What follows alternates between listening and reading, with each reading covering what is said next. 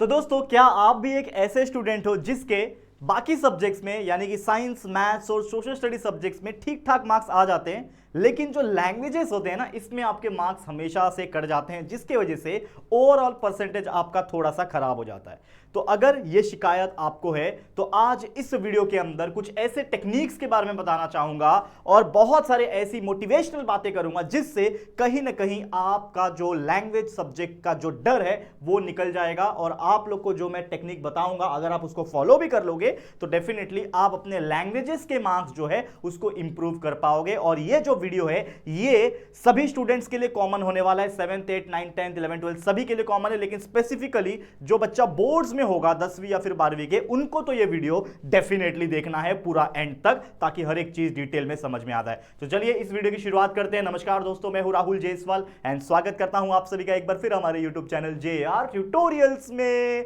तो चलो, सबसे पहले आप लोग एक सबसे अच्छा काम कर दोगे, जो कि है इस वीडियो को लाइक कर देना। तो जरूर से पहले ही मैं आपको बोल रहा हूं, यूजुअली मैं आपको बोलता नहीं हूं, आपको पता है, लेकिन लाइक कर दोगे तो इस वीडियो पे एंगेजमेंट आने के चांसेस ज्यादा हो जाएंगे, क्योंकि ये वीडियो बहुत इंपॉर्टेंट है। बहुत सारी चीजों का रिसर्च करके हमने ये वीडियो को बनाया है, ठीक है। साथ ही में जो बच्चे को हमसे पेड बैच से पढ़ना है, प्रीमियम बैच से पढ़ना है, तो आप हमारा JR ट्यूटोरियल्स का एप्लीकेशन को डाउनलोड कर सकते हो प्ले स्टोर से। और उसमें जो पेड बैच का जो सेक्शन है उसमें 7th 8th 9th 10th के लिए कोर्सेज चल रहे हैं, तो जरूर से जाके चेकआउट कर लेना। उसमें सारी सुविधाएं दी हुई है हमने। यूट्यूब पे तो वैसे आपको सारी चीजें दी है, कोई चीज की कमी नहीं है, लेकिन जो प्रीमियम तरीके से और प्रीमियम तरीके से पढ़ना चाहता है वो जरूर से इन ऐप पे जाके, ये ऐप पे जाके बैचेस को एक बार चेकआउट कर लेना, अच्छा लगेगा, जरूर से परचेस कर लेना। चलिए आगे बात कर लेते हैं। यहां पे सबसे इंपॉर्टेंटली हमारा जो पहला पॉइंट है, जो कि है जो बच्चों को पता ही नहीं होता, क्या, जो कि होता है आप लोग का एग्जाम सिलेबस या फिर उस पर्टिकुलर सब्जेक्ट का पेपर पैटर्न। अब देखो, हम 7th 8th 9th 10th की अगर बात कर ले, मेनली अगर मैं 10वीं तक का ही बात करूं, तो आपको पता है कि हमारे 3 ही मेन लैंग्वेज होते हैं। एक होता है इंग्लिश, दूसरा जो होता है बच्चा वो होता है हमारा मराठी, ठीक है ना, दूसरा सब्जेक्ट होता है हमारा मराठी सब्जेक्ट, और तीसरा जो सब्जेक्ट होता है हमारा हिंदी सब्जेक्ट। ये 3 मेन सब्जेक्ट्स होते हैं लैंग्वेज की अगर बात करें। इसके अलावा हो सकता है कुछ ऐसे बच्चे हो जिन्होंने कुछ रीजनल सब्जेक्ट्स लिया हो सकता है संस्कृत लिया हो सकता है कुछ बच्चे का गुजराती हो सकता है किसी और का भी, ऐसे लैंग्वेजेस हो सकते हैं, नो प्रॉब्लम। लेकिन हम महाराष्ट्र बोर्ड के स्टूडेंट्स को पढ़ा रहे हैं, तो मेनली हमने देखा है कि अप टू 10th स्टैंडर्ड तक ये 3 लैंग्वेजेस हमने देखे हैं। Apart from this science, maths and social study, यानी सोशल साइंस जो सब्जेक्ट है वो होता है। तो ये 3 लैंग्वेज की अगर हम बात करें, सबसे ज्यादा जो बच्चा डरता है वो होता है बच्चा ये खासकर मराठी और हिंदी जैसे सब्जेक्ट में। इंग्लिश तो बहुत सारे जो इंग्लिश मीडियम वाले बच्चे हैं, क्योंकि देखो हम ज्यादातर जो इंग्लिश मीडियम के बच्चे हैं उनको यहाँ पे टारगेट करते हैं, और इंग्लिश मीडियम का बच्चा अगर इंग्लिश पढ़ रहा है तो थोड़ा सा डिफिकल्टी नहीं लगता उसको, लेकिन जो मराठी और हिंदी है ना वो थोड़ा सा डर लगता है। तो ये तीनों सब्जेक्ट के लिए एक कॉमन टेक्निक बताने जा रहा हूं, इसको ध्यान से सुनना। सबसे पहले क्या काम करना है, जो भी एग्जाम दे रहे हो आप, लेट्स सपोज यूनिट टेस्ट दे रहे हो, तो यूनिट टेस्ट में कितने चैप्टर्स आने वाले हैं, उन पर्टिकुलर चैप्टर्स का प्रॉपर तरीके से आपको सिलेबस पता होना चाहिए, प्रॉपर तरीके से उसके पेपर पैटर्न पता होना चाहिए कि क्वेश्चन नंबर 1 में कैसे क्वेश्चन पूछे जाते हैं, क्वेश्चन नंबर 2 में कैसे क्वेश्चन पूछे, क्वेश्चन 3 में, क्वेश्चन 4 में। खासकर हम 10वीं बोर्ड के हिसाब से अगर हम बात करते हैं, ठीक है, तो बोर्ड अगर हम बात कर ले, ठीक है ना, बोर्ड की अगर हम बात कर ले तो बोर्ड में ऐसी बहुत सारी चीजें होती है जो हम लोग को पता होना चाहिए। क्योंकि देखो 10वीं का बोर्ड अगर मैं बात करूं, राइटिंग स्किल भी आता है, उसमें अलग अलग चीजें भी आती है, तो ऐसे बहुत सारी चीजें हैं, ठीक है, जो आपको अक्सर जो है वो देखने मिल जाती है। तो ये आपको ध्यान में रखना है।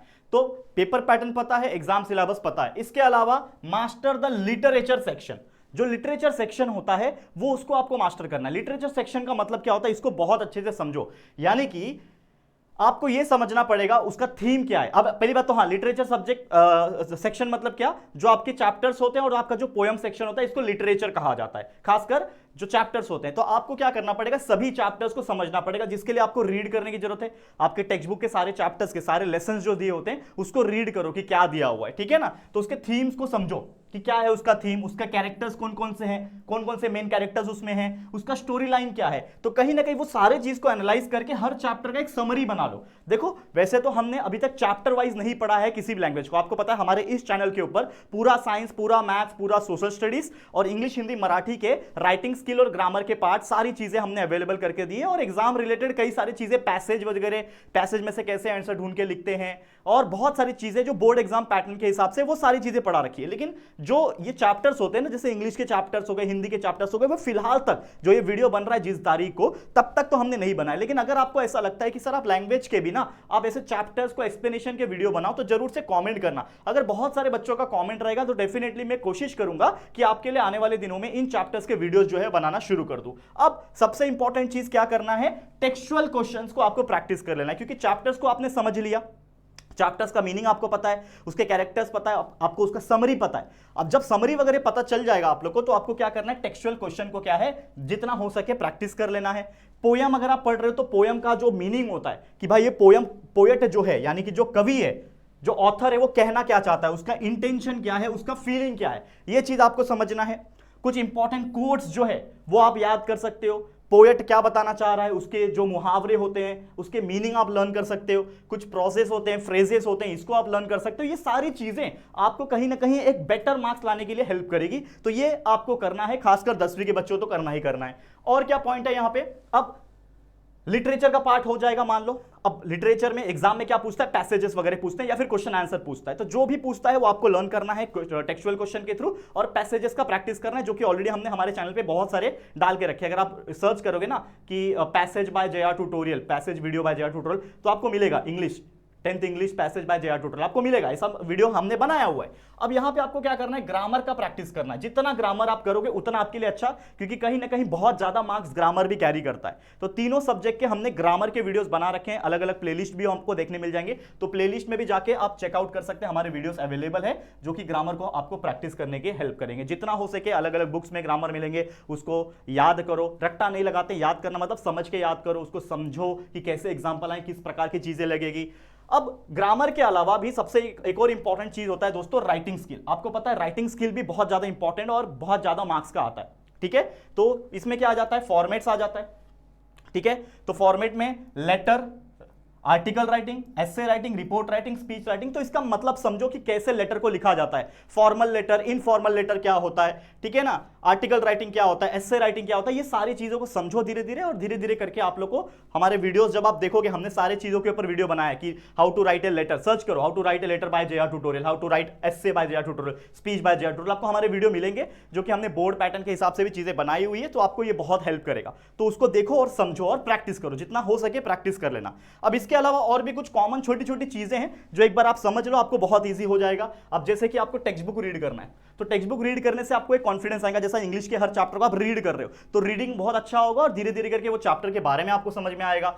अनसीन पैसेजेस आपको अलग अलग जगह पे देखने मिल जाएंगे, जैसे कुछ मार्केट में बुक्स मिलते हैं वो खरीद सकते हो, या फिर आपके पास अगर कोई टेक्स्ट बुक है उसको आप रीड कर सकते हो। आप पिछले साल के क्वेश्चन पेपर में से अनसीन पैसेज जो पूछे गए हैं उसको आप लेके प्रैक्टिस कर सकते हो, और जितना हो सके राइटिंग में प्रैक्टिस करो, क्योंकि लिख के जब प्रैक्टिस करते हो एक तो आपका हैंडराइटिंग बहुत इंप्रूव होता है, और कहीं ना कहीं लैंग्वेजेस में अच्छी हैंडराइटिंग रहती है तो ऑटोमेटिकली थोड़ा सा प्रेजेंटेशन अच्छा होता है, तो एग्जाम में मार्क्स अच्छे मिलने के चांसेस होते हैं। और साथ ही में आपका फास्ट हैंडराइटिंग होगा तो आपका टाइम मैनेजमेंट में होगा, क्योंकि यार पेपर जो होता है वो अक्सर बोर्ड एग्जाम की बात करें तो हम लोग फाइनल पेपर की बात करें 3-3 घंटे का पेपर होता है, उसमें पूरा पेपर सॉल्व करना होता है, तो टाइम मैनेजमेंट के लिए बहुत इंपॉर्टेंट है। और साथ में मेरा एक रिकमेंडेशन है कि प्रीवियस ईयर क्वेश्चन पेपर जरूर से प्रैक्टिस करना, जितना अच्छा प्रैक्टिस करोगे उतना आपके लिए अच्छा। तो मेरी तरफ से सभी बच्चों को ऑल द वेरी बेस्ट। उम्मीद कर रहा हूं इस प्रकार से मन लगा के पढ़ोगे तो डेफिनेटली आपके लैंग्वेजेस के मार्क्स भी सुधर जाएंगे, और लैंग्वेजेस के अच्छे मार्क्स के कारण साथ ही में जो साइंस, मैथ्स और एसएसटी है उसके मार्क्स के कारण कुल मिला के एक बहुत अच्छा मार्क्स आप सिक्योर कर पाओगे अपने आने वाले एग्जामिनेशन के अंदर, चाहे आप कोई भी स्टैंडर्ड के बच्चे हो।